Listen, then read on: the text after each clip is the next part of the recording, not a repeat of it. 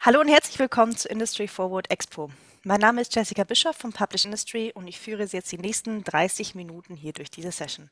Aber ich bin Gott sei Dank nicht allein. Bei mir zu Gast ist der Freddy Dahlberg. Er ist Business Development Manager bei HMS. Hi Freddy. Hello. Dein Thema ist heute Datenkommunikation in Energiespeichersystemen, Herausforderungen und Lösungsansätze. Now we're switching in English, Freddy. The stage is yours. Thank you. Okay, today I will be covering the following topics. First, some general information about the battery energy storage market and why this market is important. Then an overview of a typical system architecture, moving on to examples of communication challenges and how to solve them, wrapping up with a Q&A session. First out, some market information. We expect global demand of batteries, including other sectors, to grow with at least 25% per year the next 10 years. So, what is driving this growth? Mainly, it's driven by electrification of transport, including cars, buses, but also smaller electric movers like AGVs. Secondly, the shift to renewable energy like wind and solar drives demand to balance the supply and demand. Third, when providing electricity to places where they don't have a power grid, batteries also play a big part here. The area where we expect the biggest growth is not Asia, USA, or Europe. It's rest of the world. Lastly, of course, politics play a huge role here too, with decisions to move away from using fossil fuels in power production, combined with pushing incentives for transportation to be electrified. This creates challenges with intermittent supply and demand that needs to be balanced in some way. If we look at the actual expected numbers in battery energy storage, represented here in energy storage capacity, we can see a growth of 10 times until 2025 or 22 times until 2030. This corresponds to a CAGR or annual year-on-year growth of over 36%. Okay, so where is battery energy storage typically being used? In charging stations for cars, but also for trucks, buses, ships, and so on. If 4 cars would like to quick charge with a 250 kilowatt charger, they would then put a combined demand of 1 megawatt on the power grid. That is enough to power about 1,000 homes. However, by adding batteries to the charging stations, the load can be balanced so that peak usage doesn't affect the power grid. A conventional power plant needs redundant power for safety systems, but battery energy storage could also play a role in frequency regulation. Today, typically a combination of lead-acid batteries and diesel power generators are being used for these safety systems. Renewable power plants like wind and solar provide an intermittent supply, and of course, battery energy storage can play a role here. Batteries can assist photovoltaics with so-called PV smoothing. This means that when a cloud shadow parts of the photovoltaic array, they might output too high or low frequency, and batteries can smooth this out. Or even shift battery on and off to be able to output what is demanded by the power grid rather than what is currently being produced. Even so-called microgrids or off-grid applications can be achieved, creating a self-sustaining small power grid. Industrial. Some industries have really power-intensive cycles, which the power grid will struggle to handle, and since they often pay a fee depending on their peak usage throughout the whole year, a lot can be saved by cutting those peaks with batteries. Some industries might not even be able to run these power-intensive production steps when they want and rely on diesel or other fossil fuels to do so. The battery can allow them to do it when they want, and it will then recharge between the power-intensive cycles. Industries that invest into their own energy production can become self-sustaining with the use of batteries. Backup power is also a big topic, as cost of even a short power failure can be massive with scrapped products and long restart times as a result. The cost of power depends on demand and availability, and if you have batteries to power your site, you can optimize this to save cost and run on battery when power is expensive and recharge when cheap. And substation, to not have to increase the current infrastructure, it makes the most sense to place batteries where they are needed rather than at the substation. However, they can all, of course, play a role to assist each other if integrated correctly. And also batteries can make sense at the substation for backup supply or to help adjust the frequency. Okay, now let's talk about the typical system architecture. It all starts with modules that are made up from battery cells. These modules typically have a battery management system controlling the cells. To communicate within and with the module, CAN bus technology is used. Next, the modules are placed in so-called packs, where a battery management system controls the modules within the pack. To communicate within and with the pack, also here, CAN bus technology is used. Next, the packs are interconnected and in some cases put into a casing like a container, where a battery management system controls the packs within the system. To communicate within and with the system, also here CAN bus technology is used. Next, several systems might be interconnected. An energy management system controls the system within the site. To communicate within the site, CAN bus technology is used. However, connectivity between the EMS and external system might differ between vendors, Modbus being a popular choice. Okay, so when thinking about system architecture, there are also several third-party systems that might need to be integrated. For example, an AC system might be used to cool the cells or the entire enclosure. And these devices typically use proprietary communication, but off-the-shelf modules can offer KNX, Modbus, and other standardized protocols. Fire detection is also important to integrate for emergency shutdown. Depending on the vendor, typically CAN or building automation protocols are offered. Let's move on to the topic of communication challenges and solutions.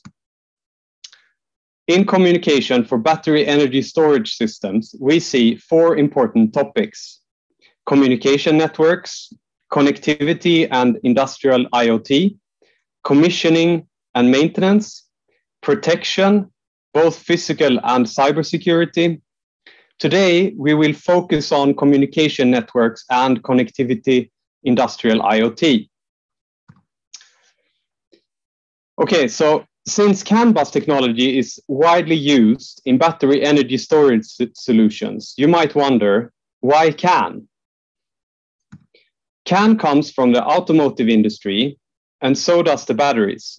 Remember the number one key driver of growth. It was developed by Bosch in 1983, and the first CAN controller chips were introduced by Intel in 1987. So it's a proven technology and still in very much active use today. It's robust and reliable, since on a hardware layer, bits are transferred by potential difference or voltage difference. And typically, interference are going to be the same on both cables, and therefore the potential difference remain the same. It's energy efficient, saves cost and time, since it's an easy protocol and doesn't require any expensive tools, rather off-the-shelf interfaces can be used. Availability, since it's so widely used in all kinds of sensors, interfaces, and different equipment, are available as off-the-shelf components. Okay, so what is the challenges with CAN? The length of the CAN bus limits the data rate, which can be a bottleneck, especially compared to Ethernet protocols. Also, the CAN bus is used in a line topology, which sometimes makes the cables even longer. In harsh environments, such as battery energy storage, electromagnetic interference can still be an issue, even with CAN being a very robust network. Not all nodes typically come with galvanic isolation to protect from overvoltage. CAN being a bus network, you cannot directly connect it to an industrial IoT system. So now let's move on to how we can tackle these challenges and more. Here you can see a typical system with several packs interconnected using CAN. With 6 cubes, you might not have a problem, but when adding 3 more, EMI might become an issue. To protect from overvoltage in the CAN communication, you would also want to add galvanic isolation. Also, as mentioned before, the cable length will limit the data rate when in fact you might need more when adding more cubes. So how can this be solved? If you add a CAN repeater, which is a passive component, it will filter and get rid of your EMI issues. You can optimize the topology and, for example, create a star topology. Since the cable length that defines the maximum data rate is defined by the 2 nodes that are the furthest apart, this way, with a star topology, the logical cable becomes shorter. However, don't forget that a repeater adds a propagation delay, which adds time equal to about 35 meters of cable. The repeater will also amplify the signal and provide galvanic isolation, all in one passive device. So let's assume you would like to connect these 9 packs without changing their configuration. This would mean that they all have the same CAN ID or address, which would cause a conflict on the network. Or you would like to extend the network as I described before, or even include all the challenges from the last slides. How can this be achieved? If you add a CAN bridge, which is an active component, by the way, active means it participates in the network, whereas passive does not, other than on a hardware level. The CAN bridge can act as an intermediary and change the address between the pack and the system BMS, acting like a router. You can even run different data rates and mix with CAN-FD. Also, messages can be filtered so that only what is needed is forwarded, and this way you can save bus load. A CAN bridge can a CAN bridge can in principle do everything a CAN repeater can. When extending a network with a CAN bridge, each segment becomes its own network, which allows for higher data rates. So let's assume you need to connect some third-party system like an HMI. If the HMI doesn't support CAN, how can this be done? If you add a CAN gateway, it can support different media such as Ethernet, but also topologies like STAR, being able to cover most of what the CAN repeater and CAN bridge can do at the same time as mapping CAN to other protocols like MQTT or OPC-UA. MQTT and OPC-UA are industrial IoT protocols. Does this mean you can use a gateway to get data to the cloud too? Yes, it does. Of course, there are many different CAN gateways that support different things. So think about your use case. Where do you want your data and why? Then reach out to a specialist that will help you finding the right product for your specific application. Okay, so what about smart grid? I mean, if you have a big battery energy storage system, maybe it needs to be integrated to the SCADA system of the utility or grid owner. How can we do this? You guessed right. Using a smart grid gateway, of course. A smart grid gateway supports several energy and industrial protocols. In this example, Modbus is being used to communicate with the system BMS and IEC 61850 towards the SCADA system. Of course, the SCADA is not on the same site as the batteries. This requires a safe connection, for example, over OpenVPN using Ethernet or cellular, or Ethernet and cellular as fallback. So what about getting your data to the cloud? Again, a smart grid gateway can be used that supports several energy and industrial IoT protocols. Also here, security is an important topic, and connections can be made with OpenVPN over Ethernet and or cellular. So what if you would like to connect both to a cloud and a SCADA system? Of course, this can also be done using a smart grid gateway. So, summary. There are likely third-party systems to consider when designing a battery energy storage system, like AC or fire detection. CAN is a reliable and robust way of communication, but you might still run into issues in harsh environments. Easy solutions are available.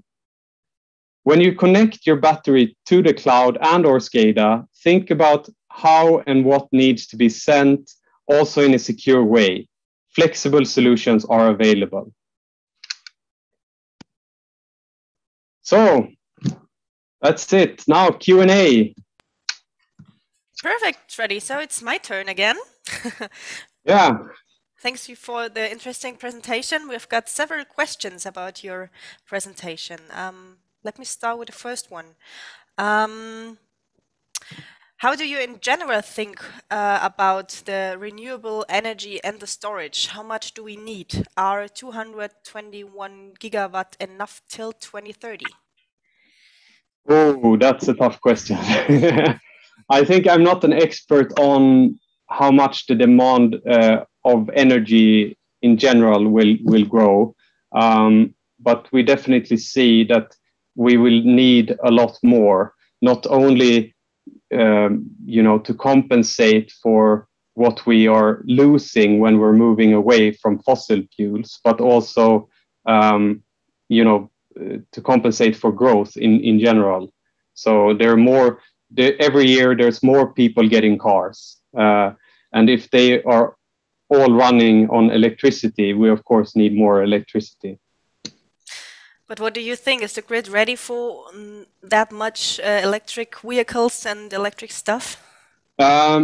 No, I would say that typically the power grids we have in Western Europe or the West, they were built 100 years ago, and they were made in a way where we have a huge producer, and then on the other end there is the consumers.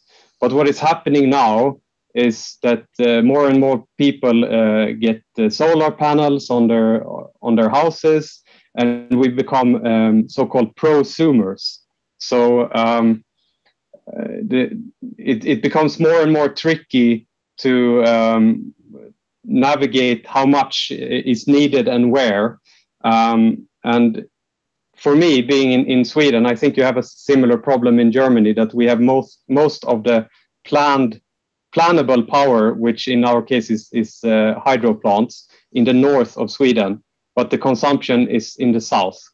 And it's very tricky to transfer all that power. So we need to do a lot of things. And I think there's not one solution to the problem. There will be many, many solutions. So one thing being batteries to help when a lot of cars needs to charge.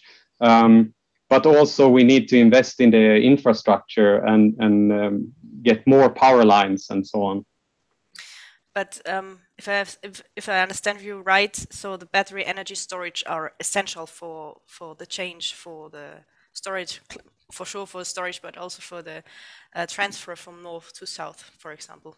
Yeah, exactly. And the batteries you can plan. You can plan when to charge and discharge the batteries. The problem is that we cannot. The renewable energy sources are mainly not plannable, which means we cannot control if the wind is blowing. We cannot control if the sun is shining, and also our demand is very different throughout the day. So during the nighttime, there's a lot less demand, but maybe the wind is blowing a lot, and then we can store the energy in batteries, and then it can be used throughout the next day. Another question from the audience is there a possibility to realize other topologies than the star topology you showed us? Yes, of course. So you can make segments along a line and pretty much any combination you like. So you can also combine several products like the repeater and the CAN bridge to make up your system in the way you want. But to give an idea, it's I would need a bit more like what is it you want to do? What's your problem? And then I can help you. Perfect. You showed us, you called it packs that you showed us earlier. Is it possible to integrate different manufacturers? Typically, yes, but of course it depends on the level of integration and demand from the system BMS. So, of course, in all the products I've showed as solutions, there are some limitations, but typically, yes. So we got one last question. What is the benefit of battery energy storage compared to others like hydrogen? Yeah, so efficiency. Batteries have a very high efficiency. Compared to hydrogen, you need to first make it using a lot of energy, and then you need to transport it, and then you need to use it, and a lot of efficiency is lost in the process. But of course, hydrogen also has its place in some applications. As I said before, there's not one solution to the problem. There will be many solutions. It's a nice sentence for the ending. Thank you, Freddie, Yeah. for this Okay, thank you so interesting much.